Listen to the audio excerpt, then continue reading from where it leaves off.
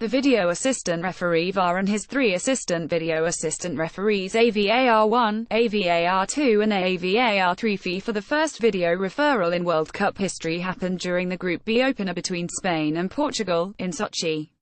In the 24th minute, Spanish striker Diego Costa clattered against defender Pepe, elbowing him in the face. The defender fell to the ground and, in the sequence of the play, Costa sent the ball into the corner of the net, as Spain celebrated equalizing the match at 1-1. Referee Gianluca Rocchi consulted the video assistant referee VAR using his headset, asking if he had seen anything wrong with the play.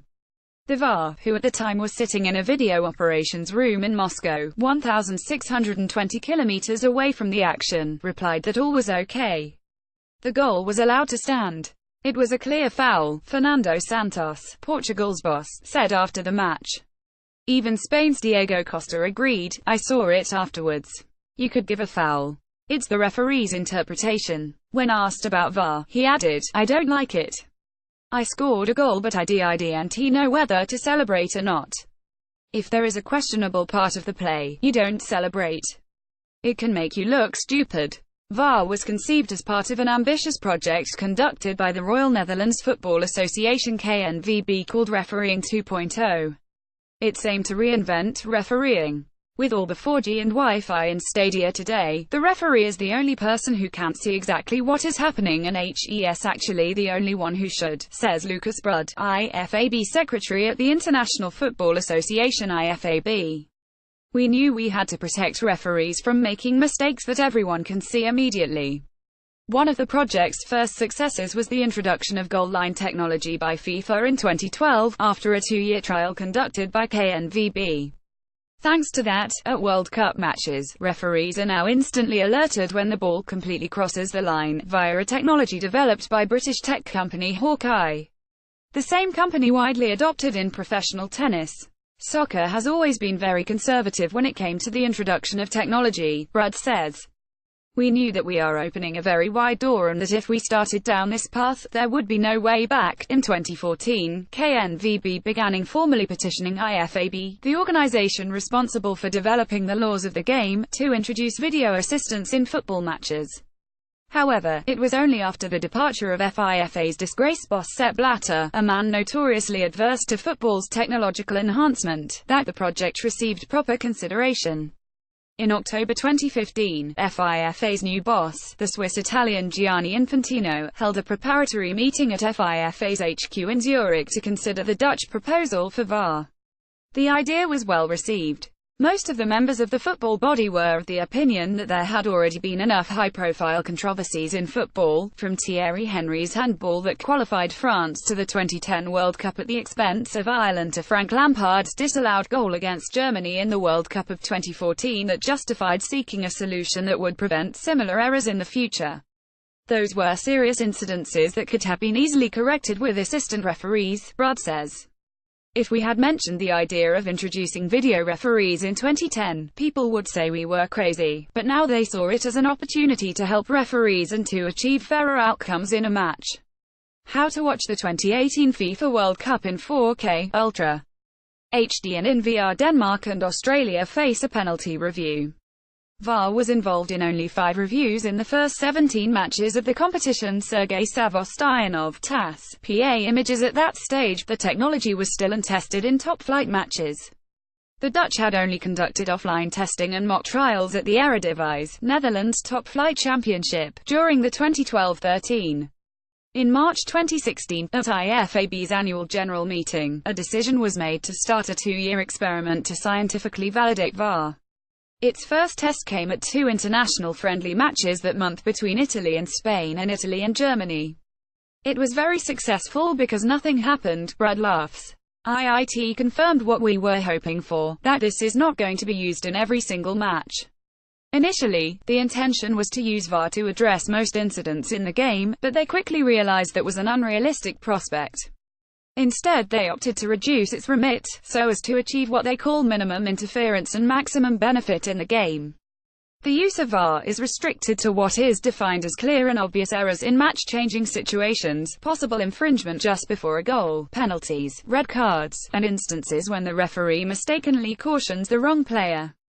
The game has become quicker and it's increasingly difficult for referees to keep up with everything and make perfect decisions, but we're not trying to improve every problem in refereeing, and that's a misconception that people have, Brud says. We're trying to avoid this. We don't want to create something in football that's constantly interruptive and destroying the game.